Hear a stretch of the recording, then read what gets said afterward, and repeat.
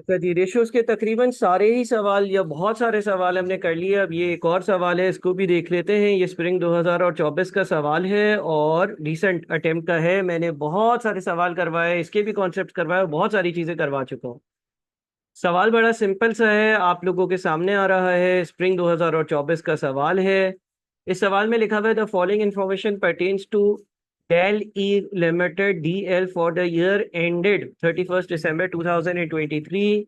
Sales during the year 25% markup on cost rupees 100 million. Sales during the year दी हुई है 100 million की, और 25% मार्कअप ऑन कॉस्ट का मतलब ये है कि इसमें इसमें जो कॉस्ट थी ना, उसमें आपने 25% ऐड कर दिया था प्रॉफिट को।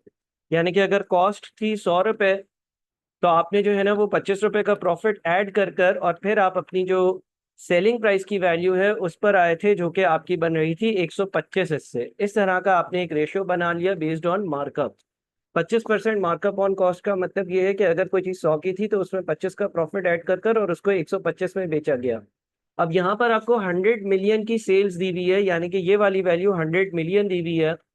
तो अगर आपको कॉस्ट मालूम करनी है तो ये जो 100 है ये 125 इससे रिफ्लेक्ट कर रहा है। आप 125 से डिवाइड करोगे और 100 से मल्टीप्लाई करोगे। ये बेसिक मैथ्स की कुछ प्रॉपर्टीज हैं, बेसिक मैथ्स के कुछ रूल्स हैं। आपने पहले 100 के हिसाब से एक पीएनएल बना लिया। 25% मार्कअप ऑन कॉस्ट का मतलब ये है कि जो चीज 100 की खरीदता हूँ उसमें 25 रुपए मुनाफा ऐड कर कर और 125 रुपए में बेचता हूँ।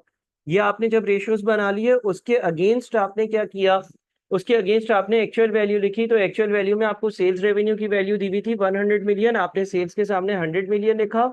और फिर आपको कॉस्ट मालूम करनी है तो आपने 100 को 125 से डिवाइड किया और 100 से मल्टीप्लाई किया, तो आपके पास कॉस्ट आ गई 80। इसका मतलब ये चीजें आपने 80 की खरीदी होंगी, 80 मिलियन की खरीदी होंगी। 80 मिलियन में आपने 25% का प्रॉफिट ऐड किया होगा और 25% का प्रॉफिट ऐड कर कर 100 में बेचा होगा। तो आपको कॉस्ट भी पता चल गई 80 मिलियन है और सेल्स रेवेन्यू भी पता चल गया वो 100 मिलियन है। ठीक है जी। अच्छा, उसके बाद फिर average quick assets. Quick assets का मतलब करंट एसेट्स माइनस स्टॉक की वैल्यू दी हुई है।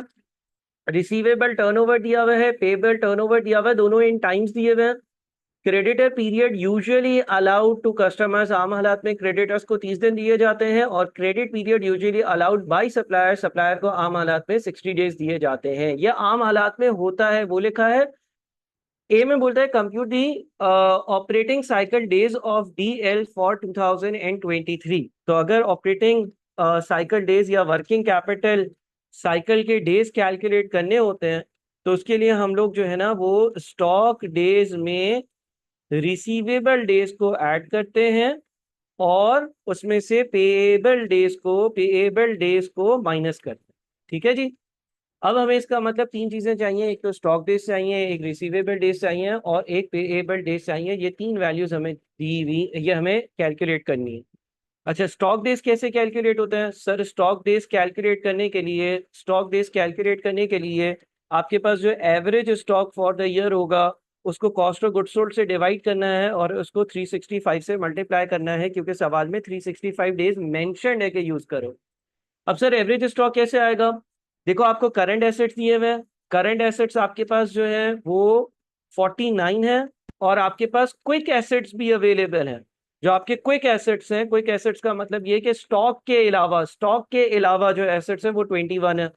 तो इसका मतलब जो आपका एवरेज स्टॉक होगा वो कितना होगा? जो आपका एवरेज स्टॉक होगा वो 49 है, 29 का डिफरेंस 28 होगा।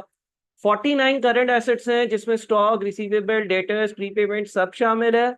और आपके पास जो क्विक एसेट्स हैं उसमें स्टॉक के अलावा सारी चीजें शामिल है।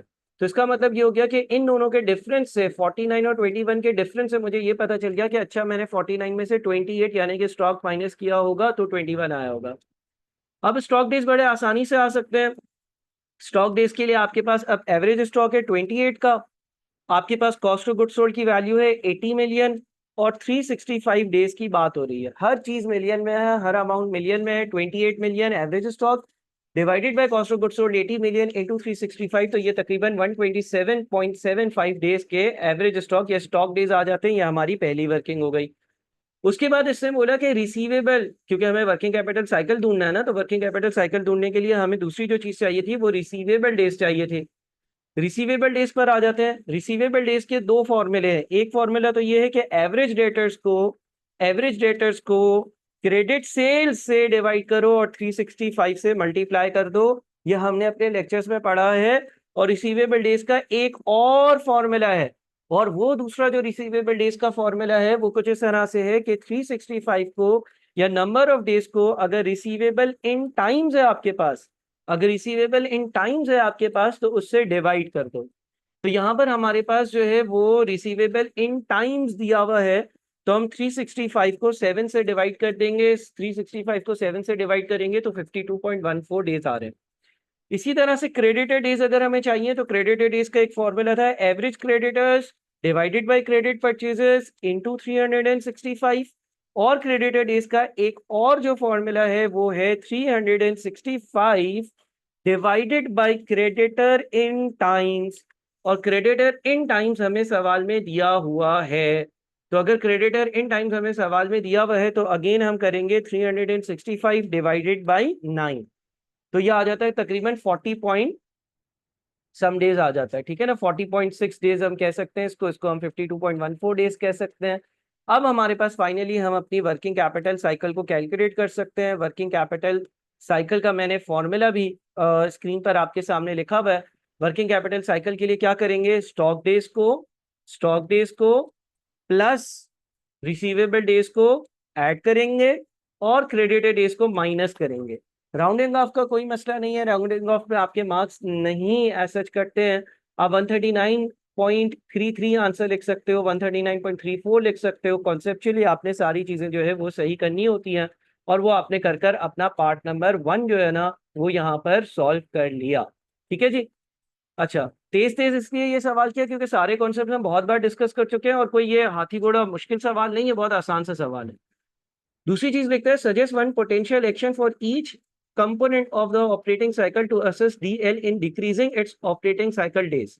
अच्छा, working capital cycle in days या ऑपरेटिंग साइकिल डेज कम कैसे होता है, स्टॉक डेज कम कर दो तो कम हो जाएगा, रिसीवेबल डेज कम कर दो तो कम हो जाएगा, क्रेडिटेड डेज बढ़ा दो तो कम हो जाएगा। तो इसका मतलब दूसरा जो 3 मार्क्स का हमारा पार्ट था उसमें हमें स्पेसिफिकली कमेंट्स मेंशन करने थे। कुछ हमें जो है वो अपनी कमेंट बाजी करनी थी, यानी कि कुछ बातें लिखनी थी। तो आपने 3 तरह की बातें लिखनी थी कि रिसीवेबल डेज कैसे कम कर सकते हैं। लिखा हुआ है ट्रेड रिसीवेबल कलेक्शन पीरियड के लिए क्या करें, give incentive to the customers to pay on time, example early payment discount, जल्दी पेमेंट करने के लिए डिस्काउंट दे, वो जल्दी जल्दी पेमेंट करेंगे, रिसीवेबल डे कम हो जाएंगे। Do not transact with customers with history of defaulting a late payment, जो लेट पेमेंट करते हैं उनसे बिजनेस ही ना करो तो रिसीवेबल डे कम हो जाएंगे। Automate the monitoring of account receivable को मॉनिटर करो, और जब जब ऐसा होता है कि लेट पेमेंट होती है उनको पकड़ो और उनको बोलो भाई पेमेंट करो, रिसीवेबल डेज कम हो जाएंगे। Resolve disputes with customers as early as possible, कभी कभी पेमेंट इसलिए रिसीव नहीं हो रही होती है क्योंकि कस्टमर और आपके बीच में डिस्प्यूट होता है इनवॉइसेस के बीच में, तो वो डिस्प्यूट को क्लोज करा जाए और एक अमाउंट तय कर ली जाए ताकि वो जल्दी से आपको पे कर दे, तो इससे भी आपके रिसीवेबल डेज कम हो जाएंगे। इन्वेंट्री होल्डिंग पीरियड या इन्वेंट्री डेज को कैसे किया जा सकता है, establishing relationship with reliable suppliers for timely replenishment so that stock levels could be reduced, यानी कि आप सप्लायर को बोलते हैं जब मुझे इन्वेंट्री चाहिए होगी तुम डिलीवर करना, मैं यहाँ पे माल बनाऊंगा और आगे कस्टमर्स को दे दूंगा। तो जब ऐसा होगा तो मुझे शायद स्टॉक रखने की जरूरत नहीं होगी और मेरे इन्वेंट्री डेज कम हो जाएंगे। आइडेंटिफाई एंडर्स ऑब्सोलीट और स्लो मूविंग इन्वेंट्री, जो चीजें स्लो बिकती हैं, आहिस्ता आहिस्ता बिकती हैं, जिसकी डिमांड नहीं है, जिसकी खपत नहीं है, जिसको कस्टमर पूछता नहीं है, उसको मैं अवॉइड करूं फ्यूचर में भी खरीदना, ताकि मेरी जो इन्वेंट्री वो हो मेरे पास जो वो तेजी तेजी से बिक रही हो और नई इन्वेंट्री आ रही हो। Trade payable payment period, DL should fully utilise credit period given by supplier. Supplier अगर बोलते हैं 30 दिन बाद पेमेंट करो तो मुझे 25 दिन में पेमेंट करने की कोई जरूरत नहीं है, मैं 30 दिन में करूं, पेबल डेज इंक्रीज होंगे, वर्किंग कैपिटल साइकिल कम हो जाएगा। Find suppliers who are offering higher credit period, उनसे बिजनेस करूं जो 30 के बजाय 40 50 60 70 80 दिन का क्रेडिट देते हैं, तो अगेन मेरा वर्किंग कैपिटल या ऑपरेटिंग साइकिल कम होगा क्योंकि उसके लिए stock days plus dated days minus credited days होता है। तो अगर क्रेडिटेड डेज इंक्रीज होगा, माइनस वाला कंपोनेंट इंक्रीज होगा, तो इसकी वैल्यू कम होगी। Negotiate extended terms with existing suppliers, existing supplier जो मुझे 15 या 20 दिन का क्रेडिट टर्म दे रहे होते हैं उनको मैं बोलूं कि भाई मैं आपको आराम से पेमेंट करूंगा। तो जनाब ये आपका लास्ट अटेम्प्ट का सबसे रिसेंट अटेम्प्ट का सवाल था जो मैंने यहाँ पर डिस्कस किया। उम्मीद है कि आपको चीजें समझ में आई होंगी। क्विकली इसलिए डिस्कस किया क्योंकि बहुत सारे कॉन्सेप्ट ऐसे हैं जो रिपीट हो रहे हैं, जो हम बहुत बार कर चुके हैं ऑलरेडी।